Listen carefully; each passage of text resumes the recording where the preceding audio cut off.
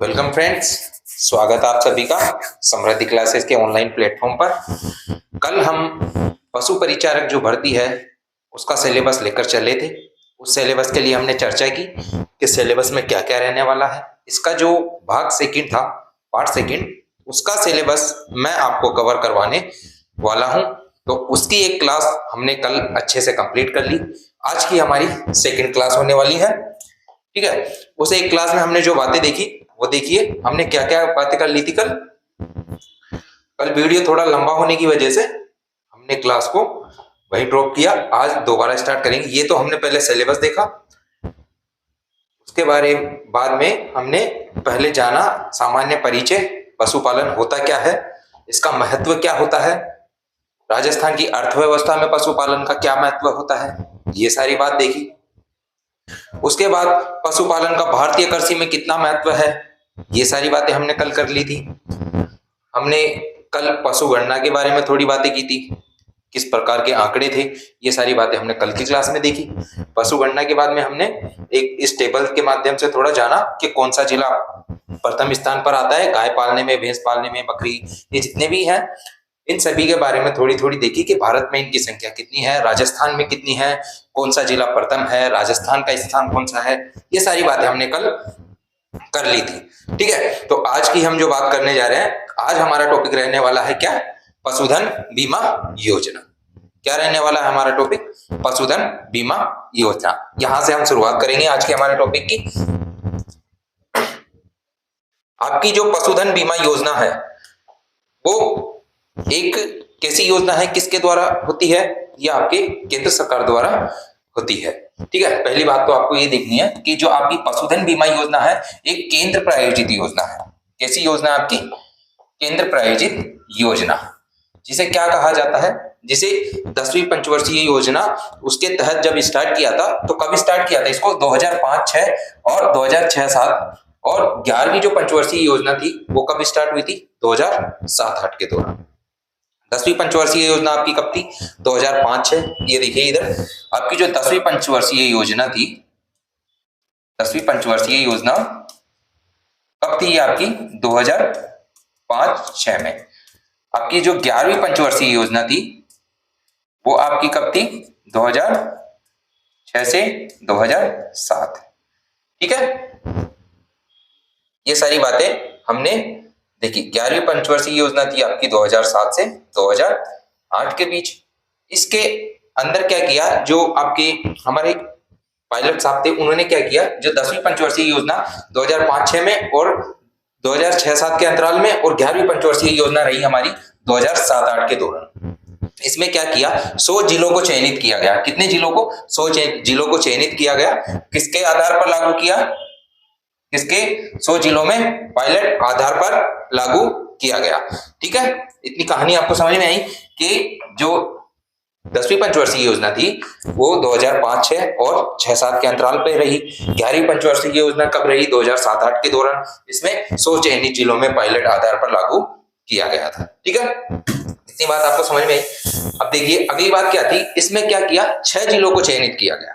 राजस्थान के 6 जिलों को चयनित किया गया। उनमें से 6 जिले कौन कौन से थे आपके, जोधपुर, चित्तौड़गढ़, नागौर, भीलवाड़ा, बीकानेर और श्रीगंगानगर। ये 6 जिले इनमें शामिल थे। कौन कौन से थे, जोधपुर, चित्तौड़गढ़, नागौर, भीलवाड़ा, बीकानेर और श्रीगंगानगर। ये 6 जिले राजस्थान के इसमें शामिल किए गए थे। ठीक है, अब इस योजना में था क्या कि जो देश के 100 नए चयनित जिले हैं उनमें 2008 से 9 के नियमित आधार पर क्रियान्वित की जा रही थी। किस आधार पर क्रियान्वित की जा रही थी ये योजना, देश के जो नए 100 जिले थे उसमें 2008 से 9 के बीच में नियमित आधार पर लागू की गई थी। ठीक है, इतनी बात आपको समझ आई। अगली बात देखिए, योजना के तहत संकर नस्ल और आपके अधिक दूध देने वाले जो मवेशी थे, मतलब अधिक दूध देने वाले जो गाय या आपके भैंस थे, ठीक है, उनके बीमा के लिए क्या किया, जो मौजूदा उनका बाजार मूल्य था उसके अधिकतम मूल्य पर किया जा रहा था। किस आधार पर बीमा किया जा रहा था इनका, योजना के तहत कितने जो संकर और आपकी अच्छी किस्म की मवेशी थे, गाय और भैंसे थे, उनके किस आधार पर बीमा किया जा रहा था, मौजूदा बाजार मूल्य के आधार पर क्या किया जा रहा था, उनका बीमा किया गया था। ठीक है, ये बात देखिए। अधिकतम 3 वर्ष की पॉलिसी के लिए क्या, अधिकतम 3 वर्ष की पॉलिसी के लिए प्रति लाभार्थी अधिकतम कितने पशुओं पर हो सकता था? 2 पशुओं पर सब्सिडी प्राप्त की जा सकती थी। कितने पशुओं पर? अधिकतम 3 वर्ष के लिए 2 पशुओं पर सब्सिडी प्रदान की जा रही थी। ठीक है, इतनी बात आपको समझ आई। देखिए एक बार शुरू से देखिए इस बात को। देखिए क्या था, पशुधन बीमा योजना केंद्र प्रायोजित योजना है, ये बात आप जान चुके हैं। ठीक है, इसमें क्या हुआ, जो 10वीं पंचवर्षीय योजना थी 2005 और 6 के बीच, और 2006 और 7 के बीच 10वीं पंचवर्षीय योजना रही। उसके अलावा जो 11वीं पंचवर्षीय योजना 2007-8 के दौरान रही, इसमें क्या हुआ, 100 चयनित जिलों में पायलट आधार पर इसको क्या किया गया, लागू किया गया था। ठीक है, 2 बातें आप समझ गए। अगली बात देखिए, इसमें राजस्थान के क्या हुआ, 6 जिलों को चयनित किया गया। 6 जिले कौन कौन से थे आपके? जोधपुर, चित्तौड़, नागौर, भीलवाड़ा, बीकानेर और श्रीगंगानगर शामिल थे।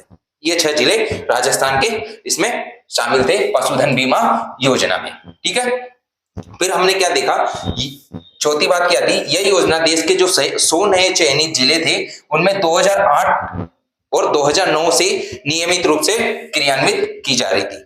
2008-9 से नियमित रूप से क्रियान्वित की जा रही थी। ठीक है, अगली बात हमने क्या देखी, योजना में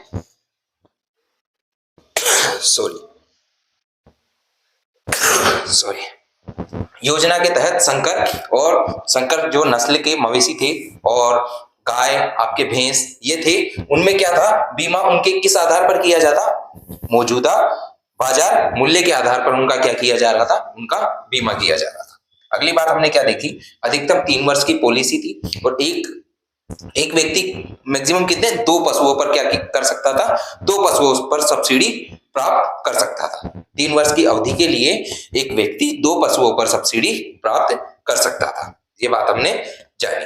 ठीक है, आगे बढ़ते हैं। आगे क्या देखा हमने, योजना कहां पर लागू की गई थी, सिर्फ गोवा को छोड़ा, गोवा को छोड़कर सभी राज्यों के संबंधित जितने भी राज्य हैं उनमें राज्य पशुधन विकास बोर्ड के माध्यम से क्रियान्वित की जा रही थी। किसके द्वारा क्रियान्वित की जा रही थी, पहले तो आपको ये देखना है, किसके द्वारा, राज्य पशुधन विकास बोर्ड के माध्यम से। किसके द्वारा ये योजना लागू की गई थी, राज्य पशुधन विकास बोर्ड के द्वारा। कहां लागू की गई थी, गोवा को छोड़कर सभी राज्यों के संबंधित राज्यों से, सभी राज्यों में लागू की गई थी, गोवा को छोड़कर। किसके द्वारा, राज्य पशुधन विकास बोर्ड के माध्यम से। किसके माध्यम से, राज्य पशुधन विकास बोर्ड के माध्यम से, गोवा को छोड़कर सभी राज्यों में। ठीक है, अगली बात देखिए, अगली बात क्या देखी, यह योजना कब, पायलट अवधि के दौरान। कब, पायलट अवधि के दौरान जो कवर किए गए 100 पुराने जिले थे, पायलट अवधि के दौरान जो कवर किए गए 100 पुराने जिले थे, उनमें क्या किया, स्वदेशी मवेशी थे, जितने भी स्वदेशी मवेशी थे, याक और मिथुन सहित पशुधन की अधिक प्रजातियां जितनी भी थी, उन सबको विस्तारित करने का प्रस्ताव था इसमें। इस योजना में क्या था, देखिए, इस योजना को पायलट अवधि के दौरान कवर किए गए 100 पुराने जिलों और साथ में जितने भी स्वदेशी मवेशी थे या मिथुन सहित पशुधन की जितनी भी प्रजातियां थी, उनका क्या था, वहां तक विस्तारित करने का क्या था, प्रस्ताव इस योजना में था। ठीक है, अगली बात देखते हैं कि पशुधन बीमा योजना किसानों और पालकों की जो अकाल के कारण उनके मवेशी मरे, है ना, जो उनके नुकसान हुआ, उसके लिए इनको जितनी भी हानि हुई उसकी सुरक्षा देने के लिए इन्हें क्या किया गया, इस योजना को लागू किया गया था। और कितने टाइम के लिए, 3 साल के लिए। और एक व्यक्ति कितने, एक व्यक्ति 2 मवेशियों का क्या ले सकता है, बीमा ले सकता है। ठीक है, ये बात देखी गई थी।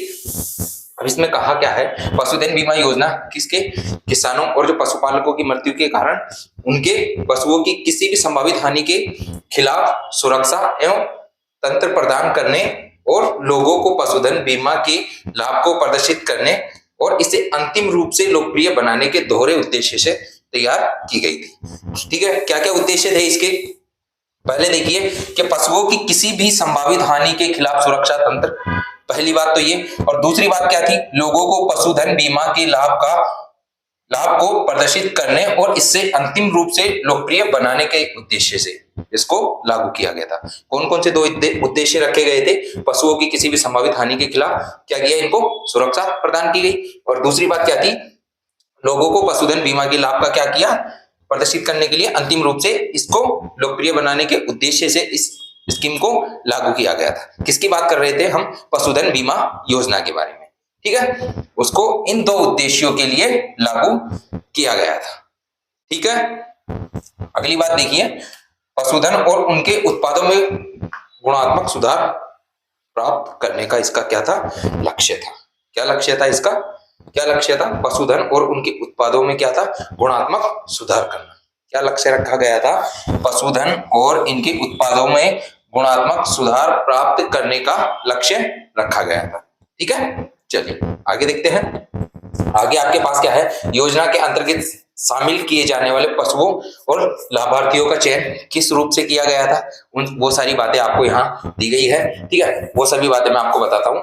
ये सभी क्या है, देखा पहला पॉइंट क्या है, वे सभी मादा मवेशी जितने भी आपके गाय थे, भैंस थे, जो भी थे, वो प्रति स्तनपान कम से कम कितना 1500 लीटर दूध देती थी।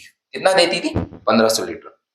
जितने भी आपके क्या थे, मादा मवेशी थे, गाय भैंस जो भी थे, वो कम से कम कितना 1500 लीटर क्या देती थी, दूध देती थी। उन्हें अधिक दूध देने वाली माना जाता था और इसलिए उन्हें अधिक मौजूदा बाजार मूल्य के अधिकतम मूल्य के आधार पर उनका क्या किया जा रहा था, उनका बीमा किया जा रहा था। किस आधार पर?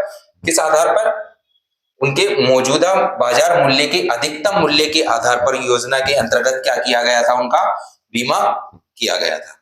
इतनी बात आपको समझ आई? दोबारा देखिए, वे सभी मादा मवेशी भैंस जो प्रति स्तनपान कितना 1500 लीटर दूध देती थी, उन्हें क्या अच्छी नस्ल का, अच्छी किस्म का पशु माना जाता था और उन्हें उनके मौजूदा बाजार मूल्य के अधिकतम मूल्य पर क्या किया जा रहा था, योजना के तहत बीमा उनका कराया जा रहा था, ठीक है। अगली बात देखिए, किसी अन्य बीमा योजना, कोई दूसरी बीमा योजना या अन्य किसी बीमा योजना के अंतर्गत यदि वो आते हैं तो वो इस योजना के क्या है, इस योजना को लाभ प्राप्त नहीं कर सकते, ठीक है। अगर किसी अन्य बीमा योजना या योजना के अंतर्गत आने वाले पशुओं का इस योजना में क्या था, कवर, बीमा कवर नहीं किया जा रहा था, वो इस योजना के लाभार्थी नहीं थे जो किसी अन्य योजना से संबंध रखते थे, ठीक है। यही बात कही गई है, किसी अन्य बीमा योजना या योजना के अंतर्गत आने वाले पशुओं को इस योजना के अंतर्गत कवर नहीं किया जाएगा। ये सारी बातें इसमें कही गई थी। अगली बात क्या कही, सब्सिडी का लाभ प्रति लाभार्थी को कितने पशुओं पर दिया जा रहा था? 2 पशुओं पर, 2 पशुओं तक सीमित था। प्रति लाभार्थी कितने पशुओं तक? एक व्यक्ति कितना? 2 पशुओं तक इनका क्या था, लाभ प्राप्त कर सकता था। अधिकतम 3 वर्ष की अवधि के लिए। कितनी वर्ष की अवधि के लिए? 3 वर्ष की अवधि के लिए। अभी मैंने आपको पीछे बताया 3 वर्ष की अवधि के लिए एक लाभार्थी कितने पशुओं का बीमा ले सकता था? 2 पशुओं का। कितने पशुओं का बीमा ले सकता था? 2 पशुओं का, ठीक है। यही बात यहां की गई है। अगली बात देखिए, किसानों को 3 साल की पॉलिसी लेने के लिए क्या किया गया था? प्रोत्साहित किया गया था, है ना। जो बाढ़ और सूखे आदि जैसी जितनी भी घटनाएं हुई उनमें आपदाओं पर इनका बीमा क्या किया जा रहा था? बीमा कवर किया जा रहा था, ठीक है। चलिए आगे देखते हैं। आगे अगली बात देखिए, यदि कोई पशुपालक इसे पसंद नहीं करता है, यदि किसी को ये बात पसंद नहीं होती है तो क्या था, इसके 3 वर्ष से कम अवधि के लिए बीमा पॉलिसी थी। पहली बात तो आपको पता है 3 वर्ष की बात की गई थी। जो योजना के तहत सब्सिडी का लाभ उन्हें भी उपलब्ध होगा, ठीक है। किन्हें? जो इस योजना को पसंद नहीं करते थे। यदि कोई पशुपालक इसे पसंद करता है और वैध कारणों से, किसी वैलिड रीजन की वजह से 3 वर्ष से कम अवधि के लिए बीमा पॉलिसी है, तो योजना के तहत क्या किया गया था, सब्सिडी का लाभ उन्हें भी उपलब्ध कराया गया था, ठीक है। अगली बात देखिए कि पॉलिसी के आगे विस्तार के लिए कोई सब्सिडी उपलब्ध नहीं होगी। क्या कहा है, इस प्रतिबंध के साथ यदि ऐसा होता है किसी वैध कारण की वजह से 3 साल से कम का बीमा अगर रहता है तो क्या है, इस प्रतिबंध के साथ पॉलिसी के आगे विस्तार के लिए कोई सब्सिडी उपलब्ध नहीं होगी। इसमें ये क्या रखा गया, एक शर्त रखी गई। क्या था, हालांकि यदि कोई पशुपालक इसे पसंद करता है, लेकिन क्या होता है, वैध कारणों की वजह से 3 वर्ष की कम अवधि के लिए बीमा कराता है तो योजना के तहत सब्सिडी का लाभ उन्हें उपलब्ध हो सकता था। लेकिन इस प्रतिबंध के साथ पॉलिसी के आगे विस्तार के लिए कोई क्या नहीं था, कोई सब्सिडी उपलब्ध नहीं होगी, ये इसमें शर्त रख दी गई थी। ठीक है, अगली बात देखिए, लाभार्थियों की पहचान के लिए क्या किया गया था, एनपीसीबीबी के लिए फील्ड प्रदर्शन रिकॉर्डर को भी शामिल किया जा सकता था। किस बात के लिए, जितने भी लाभार्थी थे उनकी पहचान करने के लिए क्या किया गया, एनपीसीबीबी के फील्ड प्रदर्शन रिकॉर्डर को भी इसमें क्या किया गया, शामिल किया गया। ठीक है, ग्राम पंचायतें लाभार्थियों की पहचान करने में बीमा कंपनियों की क्या करती थी, सहायता करती थी। ठीक है, क्या कहा गया था, जितनी भी ग्राम पंचायतें हैं, जितने लाभार्थी हैं, उनकी पहचान करने में क्या करेगी, सहायता करेगी। ये सारी बातें इसमें क्या बताई गई थी। ठीक है, अगली बात देखिए, अगला हम क्या देख रहे थे कि पशुओं का जो मूल्य निर्धारण है वो किस आधार पर किया जा रहा था, उसकी हम बात देखते हैं। किसी भी जानवर का बीमा उसके मौजूदा बाजार मूल्य जितना था उसकी अधिकतम कीमत पर किया जाता था।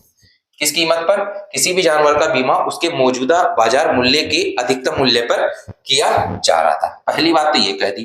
दूसरी बात क्या कही कि बीमा कराए जाने वाले पशु की बाजार कीमत जितनी भी थी उसका आकलन करके लाभार्थी अधिकृत मतलब पशु चिकित्सक और बीमा एजेंट द्वारा क्या करता था, संयुक्त रूप से किया जाता था। किसके द्वारा, चिकित्सक और बीमा एजेंट के द्वारा संयुक्त रूप से किया जाता था। किस आधार पर, पशु की बाजार कीमत का पहले आकलन किया जाता था, देखा जाता था उसकी बाजार कीमत है कितनी, फिर उसके बाद एक चिकित्सक होता था और बीमा एजेंट होता था। उन दोनों के द्वारा इनका क्या किया जा रहा था, बीमा किया जा रहा था।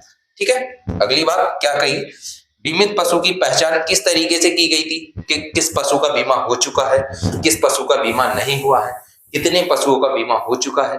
इन सारी बातों की पहचान किस आधार पर की जा रही थी, उनके एक चिप लगाकर या उनको क्या दिया जा रहा था, एक ईयर टैग दिया जा रहा था। ठीक है, उस आधार पर इनकी क्या की जा रही थी, पहचान की जा रही थी, एक चिप लगाकर या एक ईयर टैग देकर, जो कान में होता है वो देकर इनका बीमा किया गया था। बीमा करने पर वो लगाया गया जिससे उनकी क्या हो सके, पहचान हो सके। क्या कहा, बीमा दावे के समय बीमित पशु की उचित और विशिष्ट पहचान करनी होगी। ठीक है, पहली बात तो ये कही, इसलिए जहां तक संभव हो सके उनके कान में क्या पहनाया गया था, एक ईयर टैग फुल प्रूफ होना चाहिए था। मतलब जितने भी पशुओं का बीमा हुआ था उनकी पहचान करने के लिए क्या किया गया, उनके कान में क्या पहनाया गया, एक टैग लगाया गया, ईयर टैग फुल प्रूफ के साथ एक ईयर टैग लगाया गया। किस वजह से, ताकि उनकी पहचान हो सके कि किस पशु का बीमा हो चुका है या किस पशु का बीमा नहीं हुआ है। अगली बात क्या कही, जब पॉलिसी ले रहे थे बीमा पॉलिसी जब ली गई तो उसमें क्या किया, जो ईयर टैग लगाया उसकी पारंपरिक विधि किसके द्वारा, माइक्रोचिप ठीक करने की हालिया तकनीक का उपयोग किया जा सकता था। जो माइक्रोचिप या ईयर टैग जो लगाया गया था वो किस आधार पर, पारंपरिक विधि या माइक्रोचिप ठीक करने की हालिया तकनीक पर उपयोग किया जा सकता था। ठीक है, इस तरीके से क्या किया जा रहा था, बीमित जितने भी पशु थे उनकी पहचान की जा रही थी। किस आधार पर, उनके कान में एक टैग लगाया जा रहा था, ठीक है, या एक चिप लगाई जा रही थी जिसके आधार पर उन्हें पहचान हो सकती थी कि इस पशु का बीमा हो चुका है या किस पशु का बीमा नहीं हो पाया है। अगली बात इन्होंने क्या की, पहचान चिन्ह लगाने का जितना भी खर्चा था किनके द्वारा, कंपनियों द्वारा वहन होगा। पहली बात तो ये कही। दूसरी बात, उनके रख रखाव की जिम्मेदारी किस पर आएगी, लाभार्थी पर आएगी। जो बीमा कंपनियों पर क्या लोड गया, जितने भी पशुओं का बीमा हुआ था उनका बीमा जितना भी खर्च आता था, बीमा पशुओं का जो बीमा हुआ उनमें जितना भी खर्च आया वो किसका, वो कंपनियों का रहा, और जो पशुओं की देखभाल का खर्चा रहा वो किसका रहा, लाभार्थी का। ठीक है, यही बात की गई है। पहचान चिन्ह लगाने का खर्चा बीमा कंपनियों द्वारा वहन किया जाएगा और इसके रखरखाव की जिम्मेदारी संबंधित किससे, लाभार्थी पर होगी। ठीक है, अगली बात क्या कही, टैगिंग सामग्री की प्रकृति और गुणवत्ता पर लाभार्थियों और बीमा कंपनी द्वारा क्या किया गया था, सहमति व्यक्त की गई। ठीक है, टैगिंग सामग्री जो थी उनके कान में जो लगाया गया टैग उसकी क्या, उसकी प्रकृति कैसी थी, उसकी गुणवत्ता, क्वालिटी, है ना, ये सारी जांच करने के लिए लाभार्थी और बीमा कंपनियों का इसमें क्या था, सहमति व्यक्त की गई थी। ठीक है, जितने भी बीमा कंपनियां थी, जितने भी लाभार्थी थे जिनके पशुओं का बीमा किया गया था, तो उनकी जो टैगिंग की गई थी उसकी प्रकृति और उसकी गुणवत्ता की जांच होना दोनों की सहमति से माना गया था। ठीक है, अगली बात क्या कही कि पशु चिकित्सक लाभार्थियों को उनके दावे के निपटान के लिए निर्धारित टैग की आवश्यकता और महत्व के बारे में मार्गदर्शन कर सकते हैं। क्या कहा, जितने भी पशु चिकित्सक थे वो लाभार्थियों के जितने भी उनके क्वेरी थे, क्वेश्चन थे, उन सबके निपटान के लिए निर्धारित टैग की आवश्यकता बताई और महत्व के बारे में उन्हें बता, पहले उनको उसके महत्व बताए गए और उनका मार्गदर्शन किया गया ताकि बीमा के लिए आसानी रहे। ठीक है, और वे टैग के रखरखाव की उचित देखभाल कर सके। ठीक है, ये सारी बातें पहले उनको समझाई गई, उनको बताया गया कि इस तरीके का टैग लगाना है, इनका जब बीमा होगा और उनकी रखरखाव की देखभाल करने का जिम्मा किसके ऊपर गया, वो गया लाभार्थी के ऊपर। ठीक है, और जो बीमा होने में जितना खर्च वहन हुआ वो किसके ऊपर गया, वो बीमा कंपनियों के ऊपर गया। ठीक है, इतनी बातें हमने देखी। अब हमारे पास क्या थी, पशुपालन विभाग की क्या थी, कुछ योजनाएं थी जो किससे संबंधित थी, आपके पशुपालन से संबंधित। पशुपालन जो विभाग था उसकी कुछ योजनाएं लागू की गई। ये कुछ 8-10 योजनाएं मैं आपके लिए लाया हूं। ठीक है, इनको एक एक से हम देख के चलेंगे। पहला आपके पास क्या है, पशु किसान क्रेडिट कार्ड योजना। हाल ही में थोड़े टाइम पहले ये योजना लागू की गई थी 2023 में। क्या था इसका नाम, पशु किसान क्रेडिट कार्ड योजना। ठीक है, इस योजना में क्या हुआ, पशु क्रेडिट कार्ड स्कीम के तहत कितना 1.6 लाख तक का लोन, कितना लोन 1.6 लाख तक का लोन किसे, पशुपालन का व्यवसाय शुरू करने या बढ़ाने के उद्देश्य से किसे दिया जा रहा था, पशुपालक को दिया जा रहा था। जो भी व्यक्ति पशु रखता है या व्यवसाय को बढ़ाना चाहता है उसके लिए क्या किया गया, 1.6 लाख रुपए का क्या किया, लोन मुहैया कराया गया। किसके तहत, पशु किसान क्रेडिट कार्ड योजना के तहत। कब स्टार्ट हुई आपकी ये योजना, 2023 में स्टार्ट हुई, अभी हाल ही में स्टार्ट हुई थी। और कितना, 1.6 लाख तक का लोन उन्हें दिया जा रहा था जो पशु रखते थे या अपने व्यवसाय को और बढ़ाना चाहते थे। किसके संदर्भ में, पशुपालन के संदर्भ में। ठीक है, अगली बात देखिए, योजना में लोन कितने प्रतिशत ब्याज पर दिया जा रहा था, 7% ब्याज पर। कितना लोन दिया जा रहा था, लोन कितना दिया जा रहा था, 1.6 लाख रुपए। ब्याज कितना था उस पर, 7%। लेकिन इसमें कुछ शर्तें रखी गई थी, अगर टाइम से पहले कोई लोन देता है या पूरा लोन चुका देता है तब उसकी कंडीशन क्या थी, कितने प्रतिशत की बात की गई थी, सिर्फ 3% ब्याज देगा। अगर वो समय से पहले या सही समय पर लोन पूरा चुका देता है तब 7% ब्याज ना लगकर उस पर ब्याज कितना, 3% रखा गया था। यही बात आपको यहां बताई है, योजना में लोन 7% ब्याज की दर से दिया जाएगा, ये तो कहा गया। लेकिन अगर सही वक्त पर पशुपालक लोन चुका देता है तो केवल कितना, 3%, केवल 3% ब्याज देना होगा।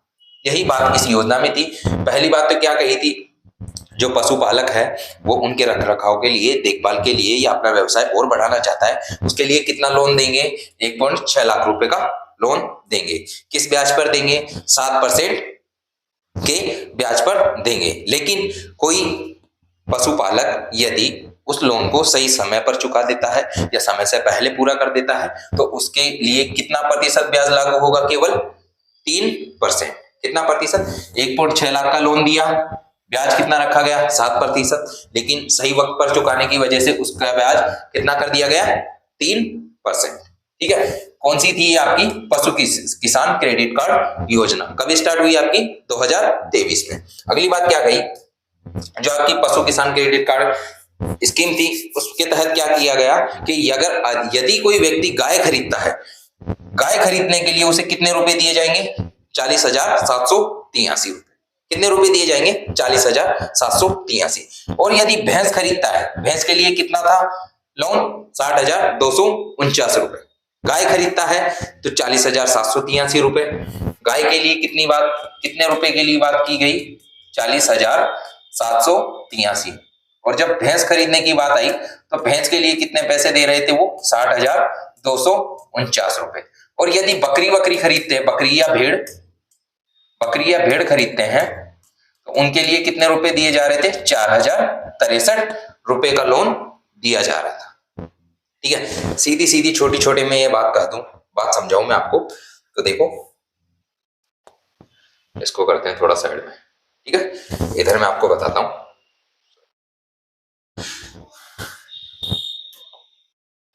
देखो क्या बात कही थी, किस योजना की हम बात कर रहे थे? आपकी पशु किसान क्रेडिट कार्ड, इस योजना की हम बात कर रहे थे। पहली बात हमने क्या देखी, शुरुआत इसकी कब हुई थी? शुरुआत हुई इसकी 2013 में। कितना लोन दिया जा रहा था? लोन कितना दिया जा रहा था? 1.63 लाख रुपए का। ठीक है, ब्याज कितना था उस पर?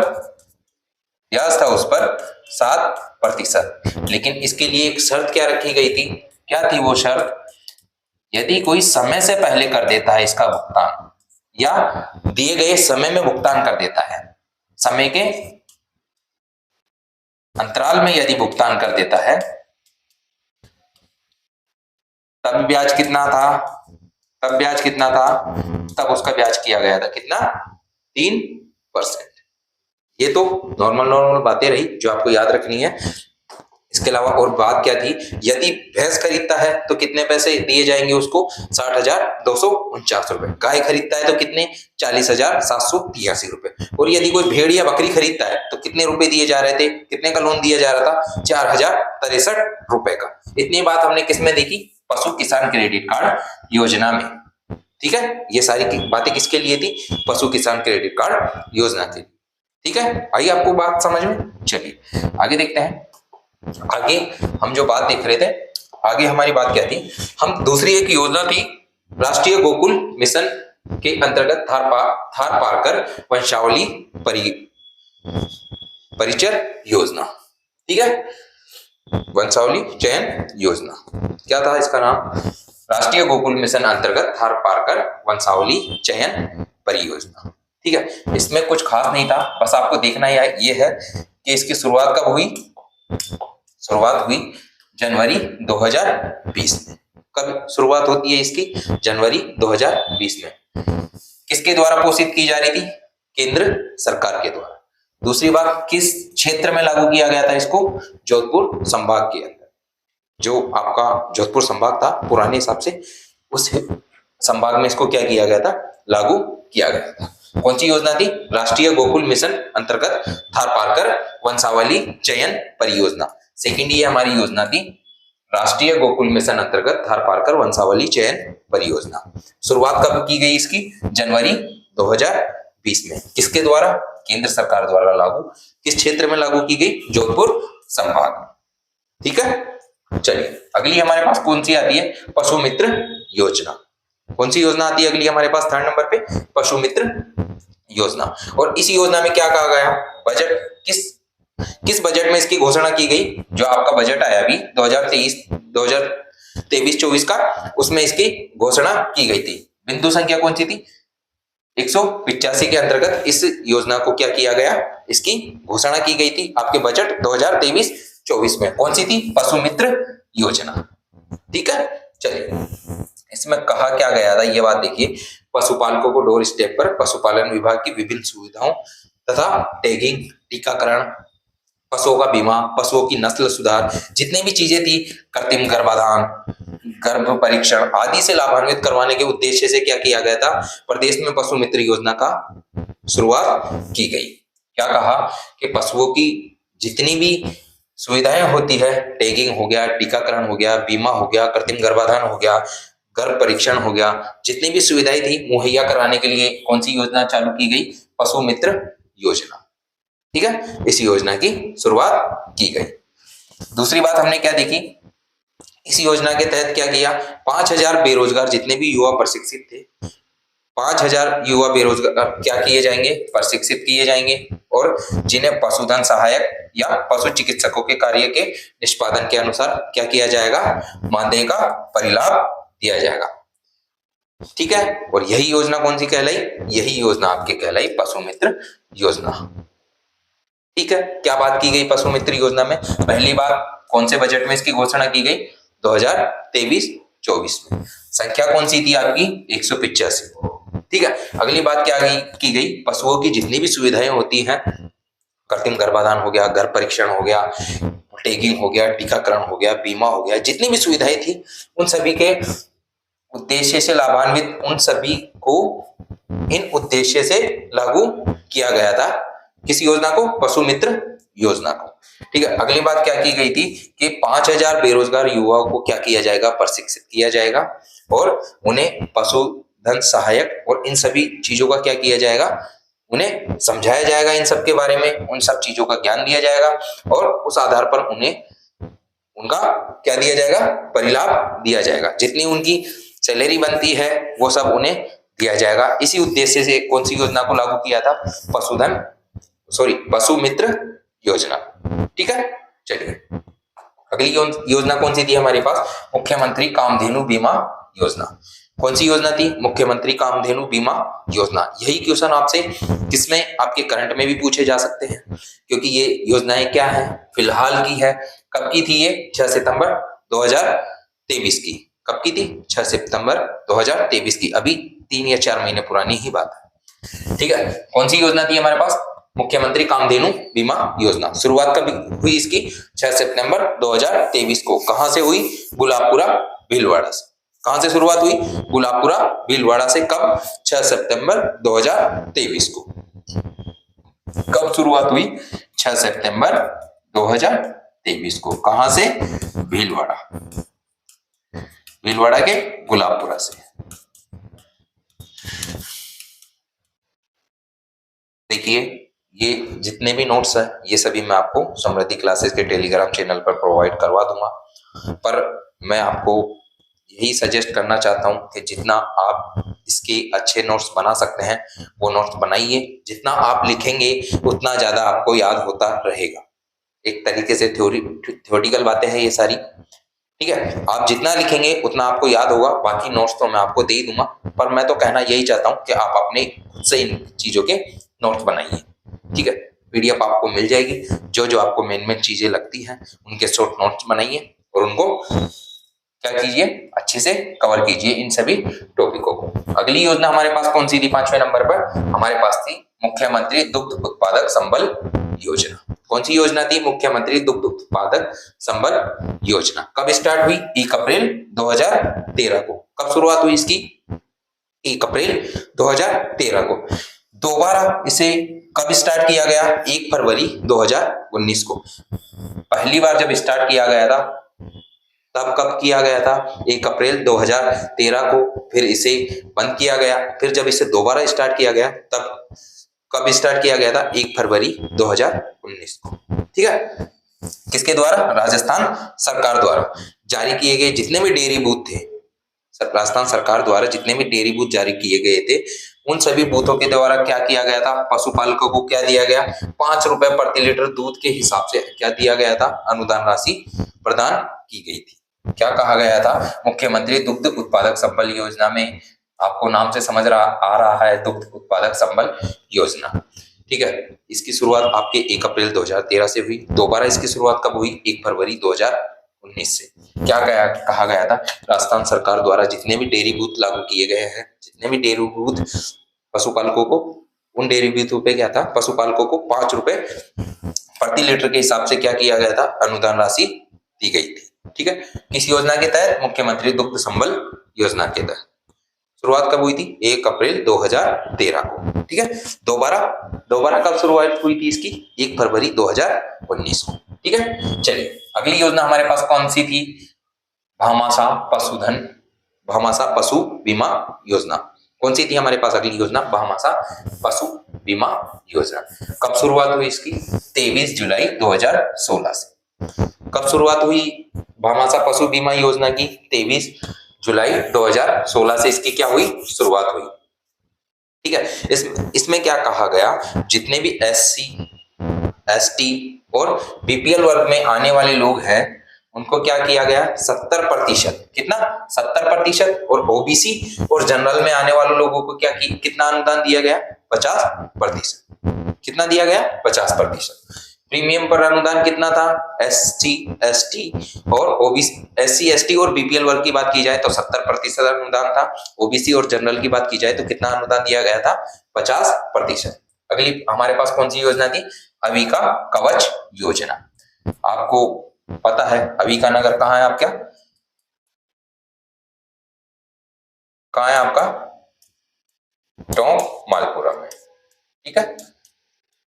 ये बातें आपको पता है, आपने राजस्थान जीके में भी देखी ये सारी बातें।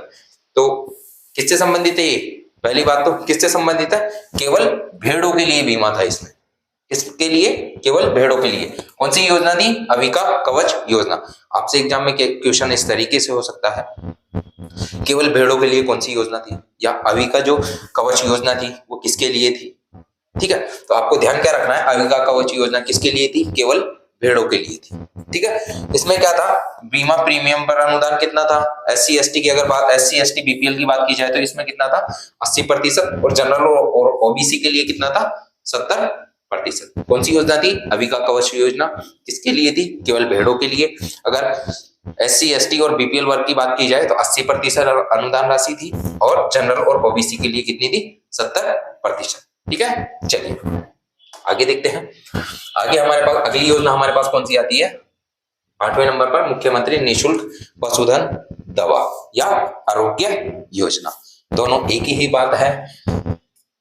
इसी योजना का दूसरा नाम क्या है, मुख्यमंत्री निशुल्क पशुधन योजना कह लो या आरोग्य योजना कह लो, ये दोनों एक ही है, ठीक है। शुरुआत इसकी कब हुई 15 अगस्त 2012 से। कब से शुरुआत की गई थी 15 अगस्त 2012 से। कौन सी योजना थी आरोग्य योजना, या फिर आपका मुख्यमंत्री निशुल्क पशुधन दवा, ठीक है। इस योजना की शुरुआत कब से हुई 15 अगस्त 2012 से। क्या कहा गया, योजना के प्रथम चरण में कितनी औषधियां थी 87 औषधियां थी, और 13 सर्जिकल ड्रेसिंग मटेरियल की क्या की उपलब्धता सुनिश्चित करने का प्रावधान रखा गया। क्या क्या प्रावधान रखा गया था 87 प्रकार की तो औषधियां थी, और 13 प्रकार की क्या थी सर्जिकल ड्रेसिंग मटेरियल, ये मुहैया कराने का क्या किया गया था, इसमें प्रावधान रखा गया था। बाद में क्या हुआ, अब क्या हो गया, अब इसे औषधियों की संख्या 87 से बढ़ाकर कितनी कर दी गई है, 87 से संख्या बढ़ाकर कितनी कर दी गई है 110। एग्जाम में क्वेश्चन पूछा जा सकता है, मुख्यमंत्री निशुल्क पशुधन योजना या जो आपकी आरोग्य योजना थी उसमें औषधियों की संख्या कितनी रखी गई थी, पहले कितनी थी 87, अब उनको बढ़ाकर कितना कर दिया गया है। इस तरीके से पूछ सकता है 87 से बढ़ाकर कितना कर दिया गया है 110, या फिर इस तरीके से कह सकता है कि कितनी की बढ़ोतरी की गई, ठीक है। इस तरीके से भी हो सकता है। तो कितने की बढ़ोतरी की गई थी आपके 23 नई औषधियों की क्या हुई इसमें बढ़ोतरी हुई, ठीक है। इतनी कहानी आपको समझ आ रही है। चलिए अगली हमारे पास कौन सी योजना है, अगली हमारे पास है ऊंट संरक्षण योजना या उष्ट संरक्षण योजना। किसके लिए है, आपको सीधा सीधा दिख रहा है, ऊंटों के संरक्षण के लिए योजना शुरुआत की गई। कौन सी थी ऊंट संरक्षण योजना या उष्ट संरक्षण योजना। क्या कहा गया, प्रदेश में जितने भी पशु ऊंट थे उनके संरक्षण के लिए क्या किया गया, इस योजना को संचालित किया गया। ऊंटों के संरक्षण के लिए योजना को संचालित किया गया, इसलिए इसका नाम क्या रखा गया ऊंट संरक्षण योजना, ठीक है। और इसमें क्या किया गया, प्रभावी क्रियान्वयन के लिए पशुपालन मंत्री कौन थे उस टाइम पर आपके, लालचंद कटारिया जी के द्वारा इंटीग्रेटेड वेब पोर्टल का क्या किया गया था, उद्घाटन किया गया था। कौन सी योजना के तहत, ऊंट संरक्षण योजना के तहत आपके पशुपालन जो मंत्री थे लालचंद कटारिया जी, उनके द्वारा क्या किया गया, इंटीग्रेटेड वेब पोर्टल का उद्घाटन किया गया था। कौन से वेब पोर्टल का, integrated web portal, integrated web portal. कौन सी योजना के तहत, ऊंट संरक्षण योजना के तहत इंटीग्रेटेड वेब पोर्टल का क्या किया गया था, उद्घाटन किया गया था। किसके द्वारा, आपके जो पशुपालन मंत्री थे लालचंद कटारिया जी, ठीक है। अगली बात क्या थी, इस योजना के तहत ऊंट प्रजनन को प्रोत्साहित करने के लिए जो टोड़ी थी, ऊंट का जो बच्चा होता है उसे क्या कहा जाता है, टोड़िया, ठीक है। उसके जन्म के अवसर पर कितनी राशि दी गई थी? 5-5 हजार रुपए की प्रोत्साहन राशि 2 किस्तों में पशुपालक को दी जा रही थी। कहना क्या था, जो ऊंट था जब इसका प्रजनन हुआ, ठीक है, तो जो बच्चा हुआ ऊंट का, क्या कहा उसे, क्या कहते हैं वैसे, टोड़िया कहा जाता है। इसे 5-5 हजार रुपए की राशि कितनी किस्तों में? 2 किस्तों में, मतलब टोटल 10 हजार रुपए की राशि 2 किस्तों में किसे दी जा रही थी? पशुपालक को। किस योजना के तहत? ऊंट संरक्षण योजना के तहत। ठीक है, इतनी कहानी आपको समझ आई। चलिए आगे देखते हैं, आगे हमारे पास क्या है। आगे 10वें नंबर पे आपके पास राष्ट्रीय पशु रोग नियंत्रण कार्यक्रम। कौन सा है? राष्ट्रीय पशु रोग नियंत्रण कार्यक्रम। ठीक है, इसमें सिर्फ एक ही बात आपके लिए लिखी गई है, एफएमडी और बेसिलोसिस रोगों के लिए राष्ट्रीय पशु रोग नियंत्रण कार्यक्रम था। ये किसके लिए था? एफएमडी और बेसिलस जितने भी रोग थे उनके लिए क्या था? राष्ट्रीय पशु रोग नियंत्रण कार्यक्रम था। कौन सा था? आपका राष्ट्रीय पशु रोग नियंत्रण कार्यक्रम। ठीक है, इतनी बात आपने जानी। क्या क्या देख लिया आज हमने बात की। पहला तो पशुधन बीमा योजना के बारे में कुछ बातें की, फिर योजना के अंतर्गत शामिल किए गए जितने भी पशु थे, ठीक है, और जो लाभार्थियों का चयन किस आधार पर किया जा रहा था, वो सारी बातें हमने देखी। उसके बाद हमने पशुओं के बाजार मूल्य का निर्धारण किस प्रकार किया जाता है, वो सारी बातें देखी। बीमित पशु की पहचान किस तरीके से होती है, वो बात हमने देखी। उसके बाद हमने पशुपालन विभाग की कुछ योजनाओं के बारे में चर्चा की। तो हमारे पास कितनी योजनाएं थी? 10 अलग अलग योजनाएं थी। उन सभी के बारे में हमने क्या की, इसमें चर्चा की। ठीक है, ये रही आज की हमारी क्लास। अब जितनी भी मैंने आपको ये 2 क्लासें दी हैं, जितने भी टॉपिक हमने इसमें कवर किए, चाहे वो पशुधन बीमा योजना के बारे में हो, पशु गणना के बारे में हो, सामान्य परिचय के बारे में हो, जितनी भी सारी हमने बातें की थी, इन सभी की टॉपिक्स के कल हम एमसीक्यू सॉल्व करेंगे। जितने भी ऑब्जेक्टिव टाइप के क्वेश्चंस हैं वो सभी कल हम सॉल्व करेंगे। ठीक है, तो आज की हमारी क्लास इतनी ही रही। यदि आपको क्लास अच्छी लगी है तो वीडियो को एक लाइक कीजिए। आपकी तैयारी करने वाले जितने भी दोस्त हैं उन सभी के साथ वीडियो को क्या करना है, शेयर करना है। जो बात आपको समझ नहीं आ रही है या नोट्स से रिलेटेड, क्वेश्चन से रिलेटेड, टॉपिक से रिलेटेड कुछ भी पूछना हो, कहना हो, बताना हो, तो आप हमें कमेंट कर सकते हैं। बाकी हमारी टेक्निकल टीम सभी चीजें आपके लिए अरेंज करवा देगी। सारे नोट्स भी मिल जाएंगे, इनके जितने भी क्वेश्चंस होते हैं उन सब की पीडीएफ भी आपको मिल जाएगी। पर मेरा कहना तो आपसे यही है कि आप इन सभी नोट्स को अपने हाथ से लिखते हैं तो आपको बहुत याद करने में आसानी रहेगी। बाकी नोट्स तो आप ये भी मिल जाएंगे, बहुत सी किताबें भी आपको मार्केट में मिल जाएगी, लेकिन यदि आप खुद लिखते हैं इन चीजों को तो आपके लिए सारी चीजें बहुत अच्छे से याद हो जाएगी। और दूसरी बात, अब जो हमारी नेक्स्ट क्लास होगी वो इस टॉपिक से रिलेटेड जितने भी एमसीक्यू थे, वैकल्पिक टाइप के जितने भी क्वेश्चन थे, वो सारे हम सोल्व करेंगे। इसके बाद क्या होगा, इसके बाद हम हर एक टॉपिक पर एक क्लास, अब चाहे हमारी क्लास 30 मिनट की हो, 15 मिनट की हो, चाहे 1 घंटे की हो, हर टॉपिक पर अलग क्लास। पशुधन, पशु गणना पर अलग से, मतलब ये टॉपिक तो हमारा हो गया, पर मैं आपको बता रहा हूँ जैसे अगर पशु गणना की बात की जाए तो इसी टॉपिक की एक सिंगल क्लास, बीमा की बात की जाए उसके लिए अलग क्लास, ठीक है, प्रजनन के लिए अलग क्लास, बंधियाकरण के लिए अलग क्लास, टीकाकरण के लिए अलग क्लास। जितनी भी सारी टॉपिक्स हैं आपके सिलेबस में, उन सभी टॉपिक्स के लिए एक एक क्लास अलग से सेपरेट रहने वाली। ठीक है, तो मेरा कहना तो आपसे यही है कि अपने नोट्स आप खुद से बनाइए, जितना आप लिखेंगे उतना आपको याद होगा। बाकी सारा मैं आपको यहाँ करवा ही दूंगा, नोट्स में आपको प्रोवाइड करवा ही दूंगा, एमसीक्यू हम सोल्व कर ही लेंगे।